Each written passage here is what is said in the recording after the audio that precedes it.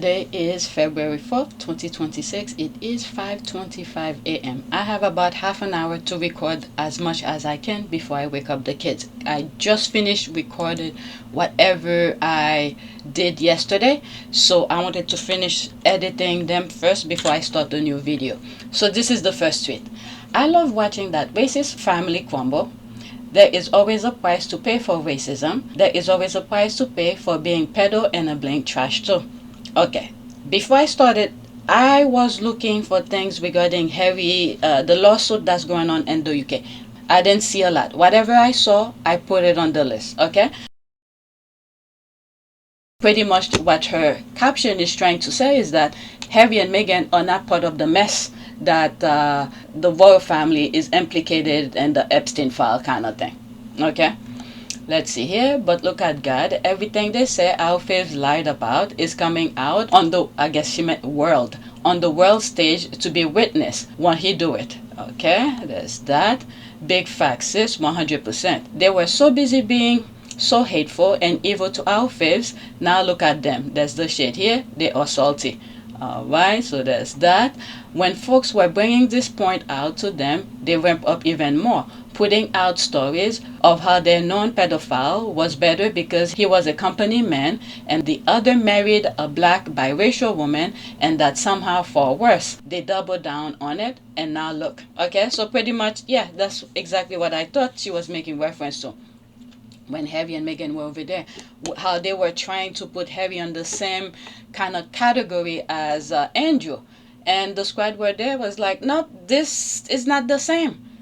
And then instead of stopping, and I think some squaddies were saying, now you're giving like the green card, like the okay for them to go after the royal family as that. So now there's the Epstein file, it's going worldwide. Alright, but when?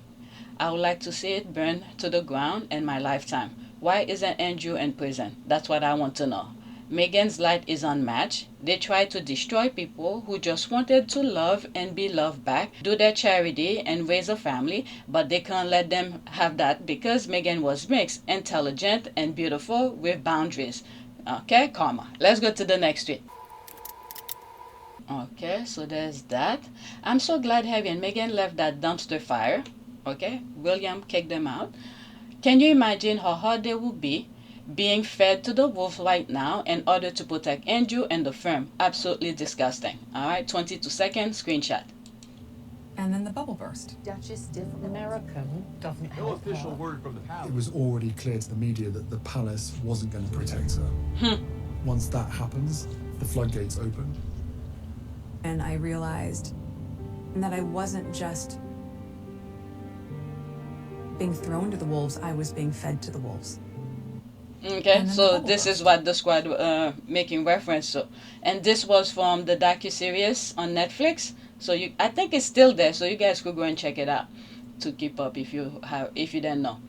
Not leaving a stone throw away from a pedophile, or having her kids around a pedophile, or driving to church in a car with the pedophile, but walking next to a biracial woman. Alright, Kate Middleton called Harry Meghan walkabout the hardest thing she's had to do. Alright, so that's a headline here. Were you silence or silence? Okay, we've seen the headlines about how evil Meghan is because she had the audacity to eat 2 slices of toast during a cost of living crisis, or how it was her fault that Andy was a pedo because she cast a voodoo spell on him. They left just in time. Yeah. Alright, Andrew might be the one we are hearing about, but I doubt it. He is the only Epstein acolyte and that dysfunctional failure of a family. There's one. I'm telling you, when I started looking into Harry and Meghan, the first thing, when I was doing my research, the first thing that I was able to do in my research, it led me into the Epstein file. There's another one, Snowden or something? He's part of it, but I don't know how they never mention him. Okay, yep. It seemed the press had surveillance on Andy and the palace had a whole dossier on his activities, so they can deny they didn't know. It's why Harry went into such detail and Spare completely bare himself. Now they have nothing on him.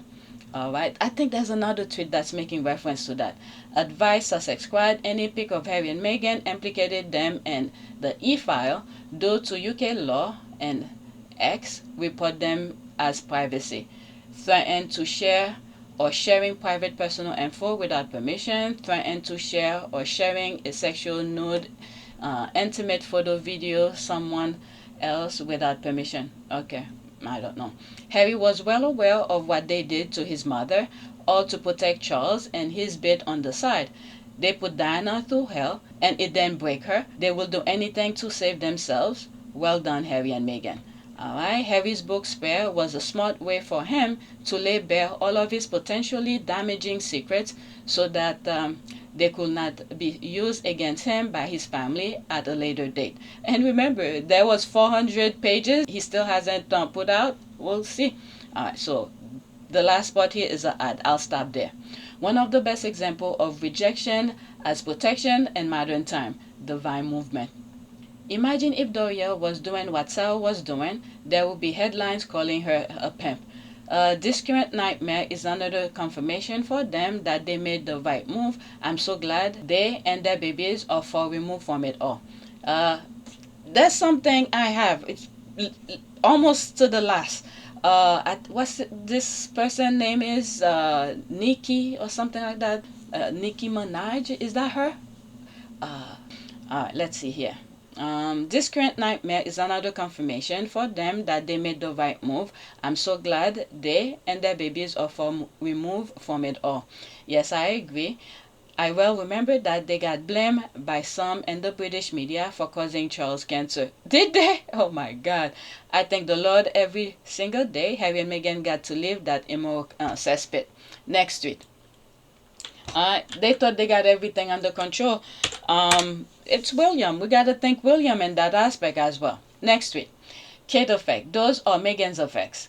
KP and the British media have been doing this for years, stealing Meghan's the Duchess of Sussex personal style, including words, and giving it to Kate Middleton, and then acting as if Kate was the one who wore it first or came up with that style. Okay, I recently started saying that because these people, those white supremacists, what they're trying to do, erase the originals. You could take from Middle East, Palestinian, erase them. Black people, try to erase them. And then they take whatever the thing that black people were doing, make it as if it's their own. And I don't know what's going on in their head. I think they're trying to be, because they know the secret of Africans' history. Okay? So they're trying to turn themselves into that. It only takes 10 years. I think they're setting themselves up for the next generation. So they're trying to erase the originals and then pop up the copies. And then later on they could say they were the one who did this. Meanwhile, the originals were the one, but they're trying to erase it. Alright, I said it on another video, not the same way that I say it now. Okay, one day we're gonna talk about her. After being responsible for the attacks that pushed Meghan to the brink of suicide, Kate Middleton proceeded to steal her entire persona. There's that. Okay, this is what I like with the squad. And the squad are very diverse. They have different interests, and they find that in Meghan, because Meghan does so many different things. So some of the squad who are really into fashion, when they see the copy and what the media is trying to do, whoever is interested in that, bring it up. This is what I like about the squad. Whoever is into cooking, hey, Meghan is doing this. Look, I'm trying it too. I did this. Who's into wine? I mean, Meghan is very diverse, and she attracts a lot of different people. And this is what really driving the royal rat, the machinery,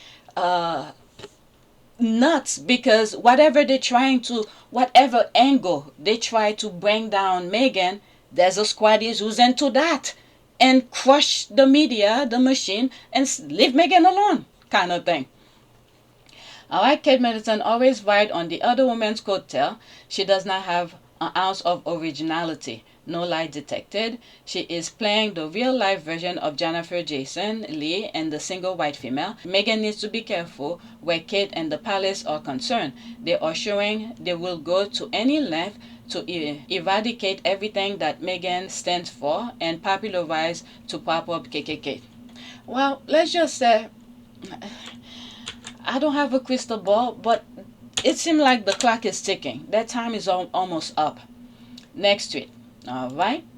I think people don't talk enough about this. Harry aired out his own dirty laundry so that no one will be able to hold anything over his head. Because let's be absolutely clear. If there were skeleton inside Harry's closet, Charles and William would have leaked it to the press years ago as revenge for him exposing them in Spare.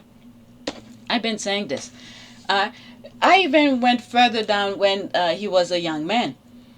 They threw everything out. They never thought the table will turn to a certain extent. So they say so many negative things about Harry, and now they have nothing.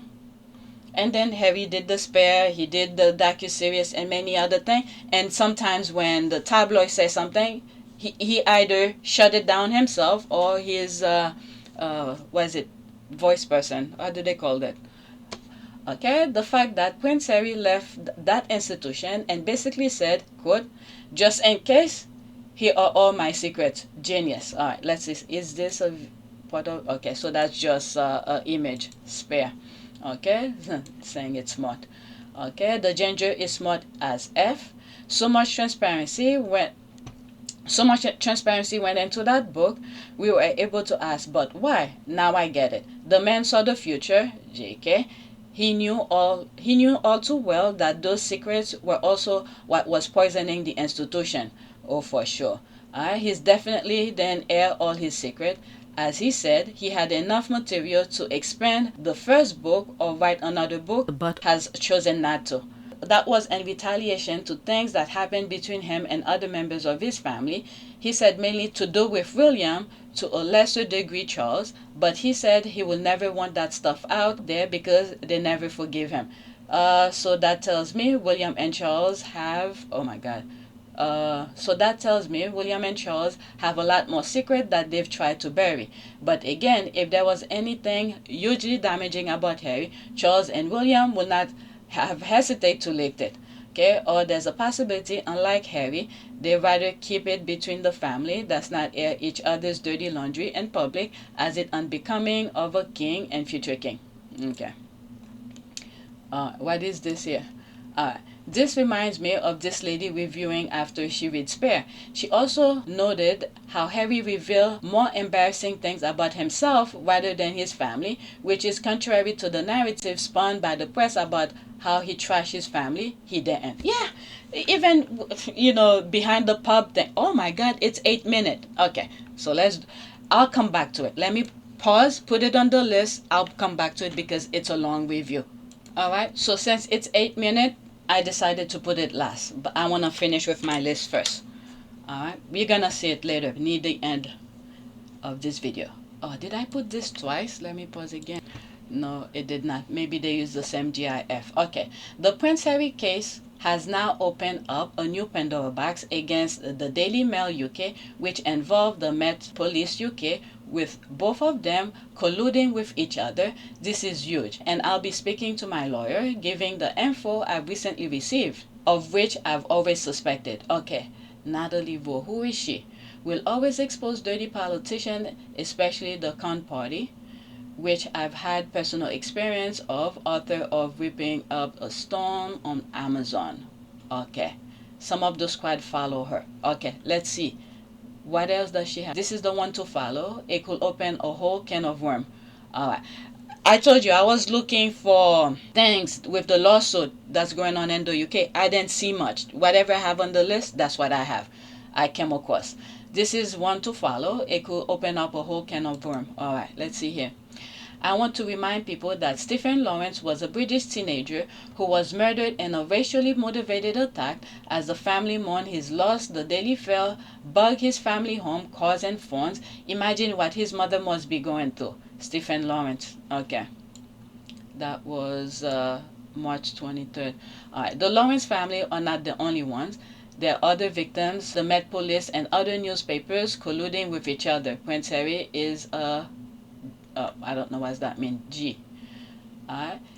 If you are black living in the UK and exercising your right against Met Police and the Daily Mail, be careful. They are worse than you may know, with targeting extremely revengeful, wishing you the best. Somebody has to stand up to them. You can't just sit back and let it happen. Yeah, you just have to pray. Do what you have to do. Does this involve all the claimant or just Harry? Thank you. Let's see, there's one response. Okay, this is evidence given by Baroness Lawrence. It involves other claimants because it's part of the operation procedure at the fair who claim to have no knowledge of such practices. There's the rolling eye. Thank you. That's an ad. Okay, so let's leave that alone. See, okay, it's almost finished. This case, let's pause this. This case is not just about from hacking, it's about murder of a private investigator, as well as how it linked to Stephen Lawrence as well as Jill Dando. It's big. The editor of the Daily Mail was close with the accused apparently. They painting and decorating at his house. What the hell? Prince Harry is seeking accountability and justice for himself, but make no mistake, he's very much doing this for the wider society. He sees the corruption and the swamp holding his motherland hostage and snuffing its potential. Yeah. Okay, at some point, because there's so much information that is being drained on social media, you have to be very careful of how you go about it. The thing that's going in the UK, the lawsuit, I don't see it on my timeline. It's probably somewhere, but I will try to use somebody else's computer to get some links about the lawsuit, because nothing about the lawsuit is coming under my timeline. I'm starting to get a bit suspicious about it, to say maybe it's the algorithm is preventing this information to come under my timeline. I don't know, but stay tuned. I will find something to share with you. Okay, this one I saw. Okay, let's go with this one. It was posted at 3:48 a.m. today. Alright. It's talking about the Duchess and her prince, the entry fee, and MAGA world. They never mention the other royals at all because they don't know they exist. It's just Harry and Meghan on repeat. Jokes on them. This non-stop free promo just boosts their businesses and media appeal. I saw it a few moments ago and I quickly put it on my list.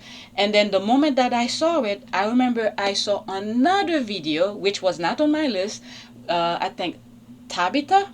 She has a YouTube channel. Occasionally I watch her thing. And it explained they want to bring Harry and Meghan into the conversation. Okay? So it could draw down the noise. After I show you this, there's no comment. I will play the Tabitha video. Pretty much I see is the answer to that video that I'm about to play right now. 54 seconds screenshot. Okay? Let's listen. I think he should go home. Like E.T. He should go phone home and then go home. I don't know what they're talking about. I did not think he should have aired the family's dirty laundry, but that's just me, darling. I have nothing but love for them, for everyone, but I love the royal family as if I know them.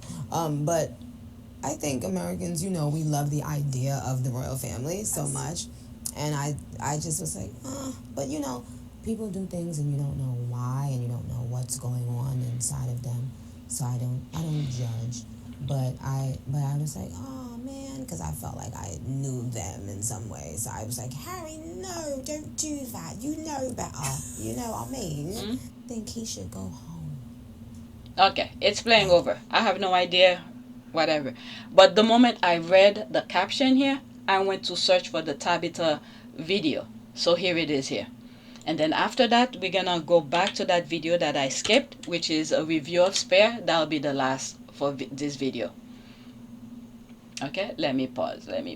Okay, Sipti, there is no black entertainer, celebrity who could ever make me accept MAGA or Agent Orange. It's immediate lip curl and kiss teeth. Alright, so let's listen to that. I listened to part of this already. Y'all want to see a dead body? Oh, there's a reason that the other side is giddy about having Nicki Minaj, a rapper they despise, a rapper they don't respect, a rapper most of them probably have never heard one of her songs, and if they have, they're horrified. The reason they want her on a leash as their house pet, cuddled at Donald Trump's feet, the reason she is the new house pet is because they need, NEEED, black people to give them cultural cool. Black cultural cool has always been a powerful, powerful element in the country. Candace Owens was brought into Turning Point USA to do that, to recruit rappers, to recruit Kanye West for a reason. Not like they like rap music, but they needed Candace to do that. Well, Candace has gone off the field. She's no longer playing ball. So since Candace isn't playing ball, they need a new Candace. So they tried Amber Rose, but Amber Rose is not popular enough with black people and also says she isn't black. So that didn't really work. Moved on to their next gambit, which is to get the Trinidadian who doesn't care about the killing of Trinidadian fishermen, the rapper who hates the female rapper who hates other female rappers, who hates on women who are more popular than her, Cardi B, people who are better at cultural marketing than her. She'll never be Rihanna. She'll never have a brand like Rihanna. She'll never be Beyonce. She's a 40-something-year-old black female rapper who clearly don't care that much about black people or immigrants, even though she was an undocumented immigrant. She's the perfect foil to replace Candace. Nicki is the new canvas. They wouldn't want her if they didn't need cultural cool. Their problem is she ain't cultural cool no more. So the Barbs, Nicki ain't shit and she ain't saying nothing. And 100 little Barbs can't tell me nothing. Y'all mad about it? Be mad about it. But she not gonna work. But they're gonna keep looking for somebody black to be the face, to put blackface on MAGA. And they know that cultural cool matters. That's why they're doing it. I'm done. And let's not forget, at the early stage of Trump MAGA thing, was it last year, after he won the election, some of the black MAGAs, okay, they themselves rejected black MAGAs. So they already told those black MAGAs, you're not welcome. So there's that as well. I'm going to add on to the list. Ice Cube, 50 Cent, Waka Flocka, ASAP Rocky, Kodak Black, Lil Wayne, Nelly, Snoop Dogg, Sexy Red. None of them could move the black community That's right. towards MAGA and Donald Trump. Why? Because the black community knows and sees Trump and MAGA for exactly who and what they are, and we want no parts. As a matter of fact, when black Americans see our entertainers going over to the Trump administration and the MAGA side, we want nothing to do with that rapper. That's right. We want nothing to do with them. We will write them off. Good luck to that lady that's known as the pink wig lady. Let me show y'all something.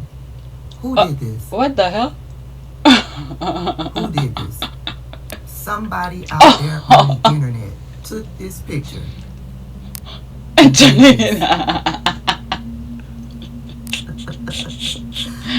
All I got to say is she's gonna have a hard time trying to find respect from the black community.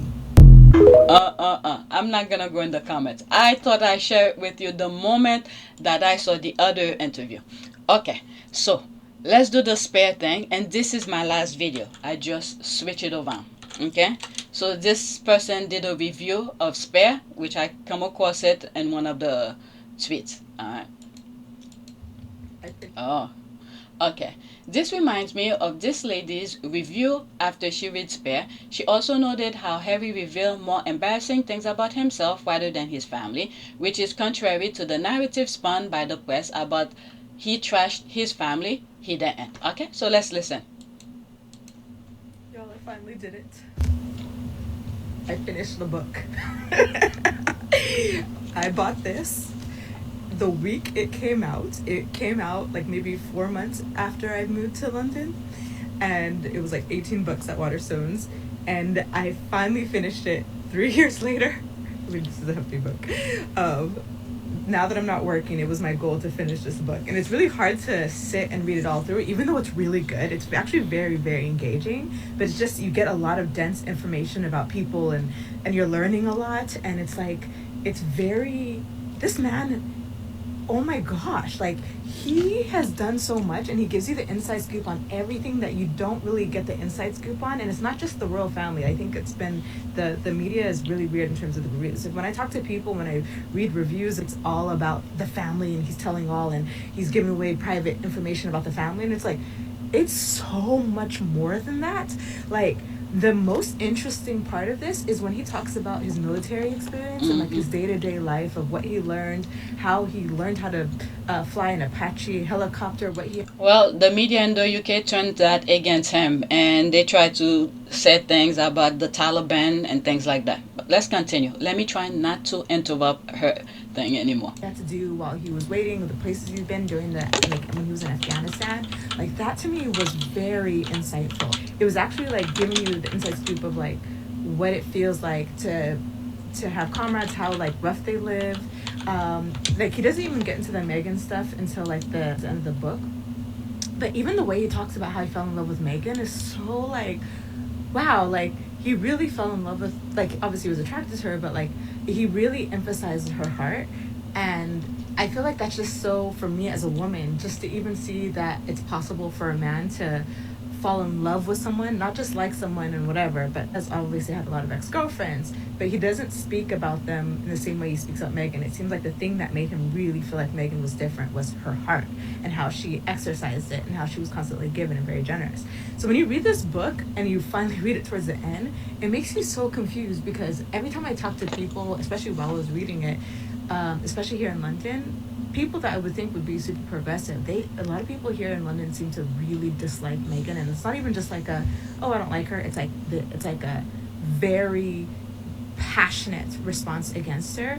And I found it very confusing, because as an American, it's kind of like, but she hasn't done anything wrong. If anything, it's kind of cool. Like, her story is really unique. You know, it seems like her and what's his name seem to really a good match for each other. They're both like, you know, free spirits, and they kind of had that Diana-esque, you know, traits to them.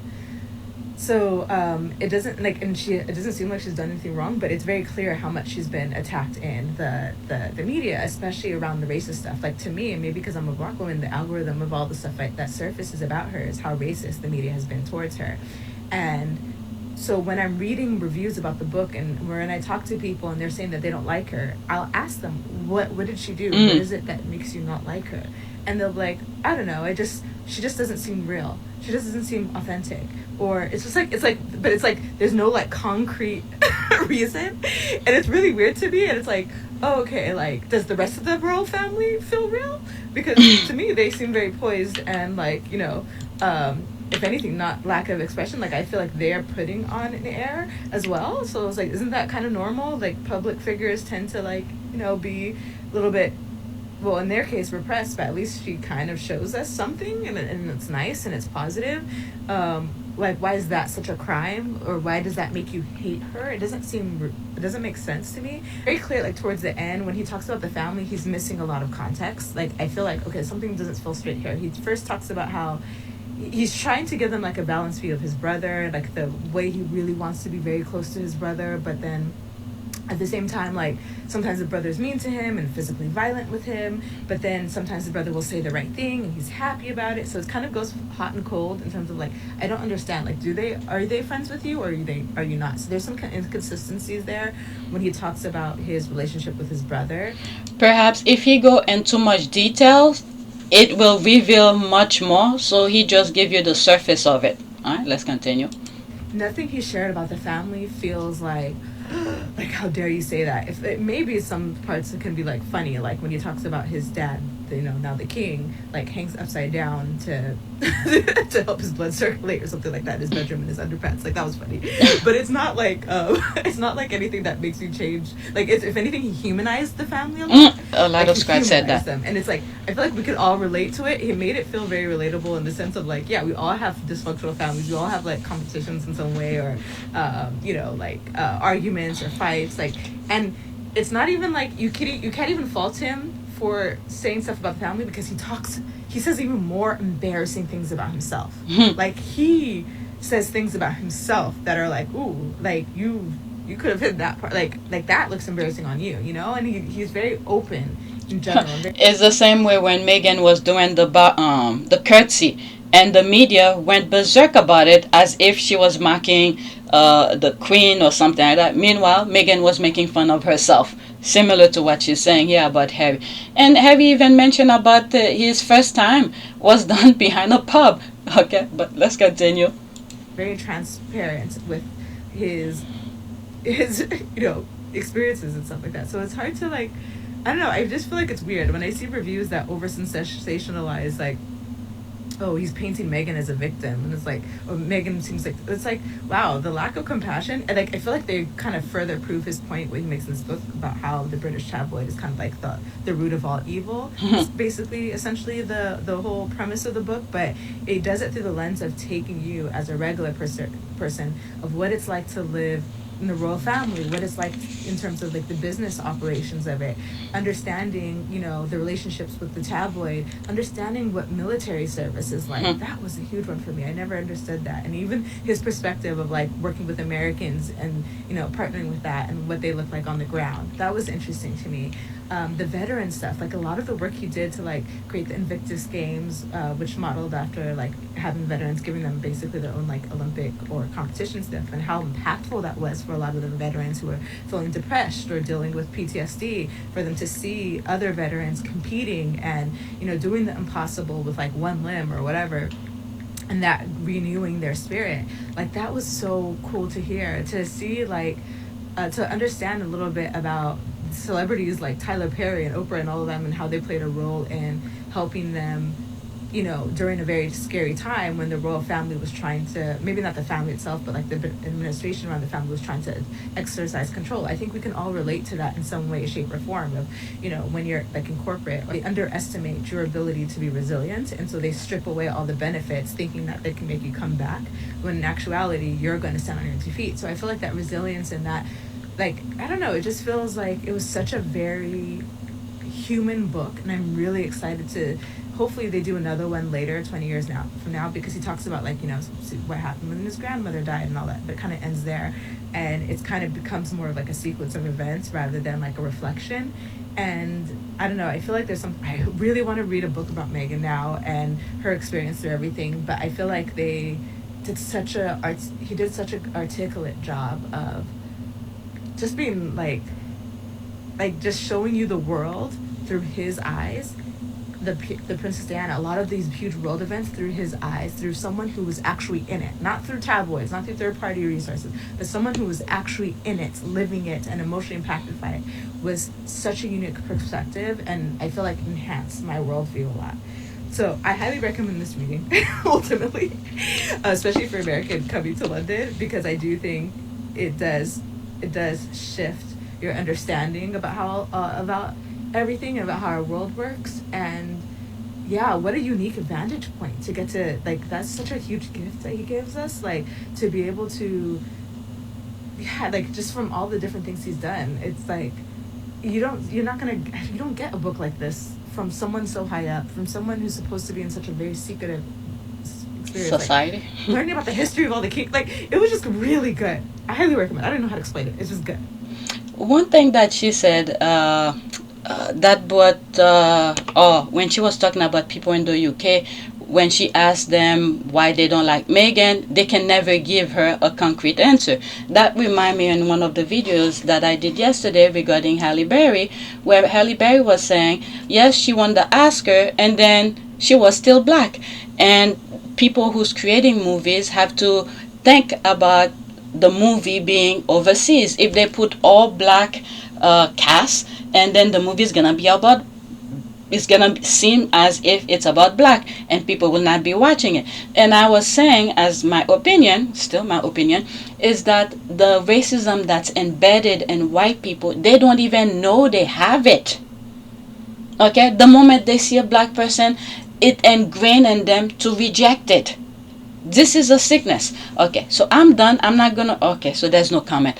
While it was playing, I looked for a prayer and I said prayer for safety, and I picked this one, a prayer for protection. Lord, I pray for your divine protection upon my life as I embark on this new day. Hold me close to you, keeping away all the harms and dangers that may come my way. Surround me with your shield of protection and strength. Amen. Alright, so that's it. Please take a moment to subscribe, like, and share. If you want to support this channel, there's a PayPal link and a Cash App link in the description. You could donate. Those who have donated, thank you. This video is going to be on APTS Team Sussex. Yeah, that's it. I need to wake up my kids. Thank you for watching.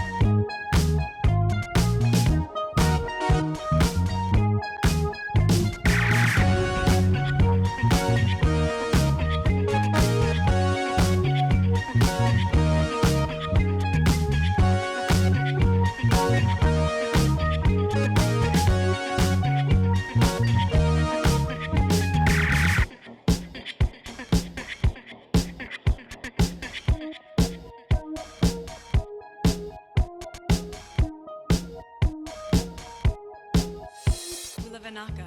It is a great privilege to be with all of you today.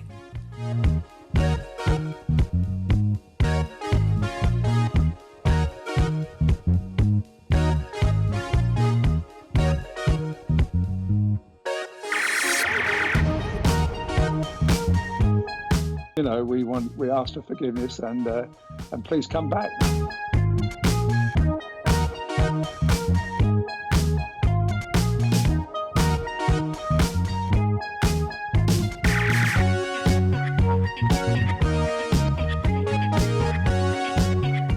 As you saw me find the love and happiness that I'd hoped for all my life.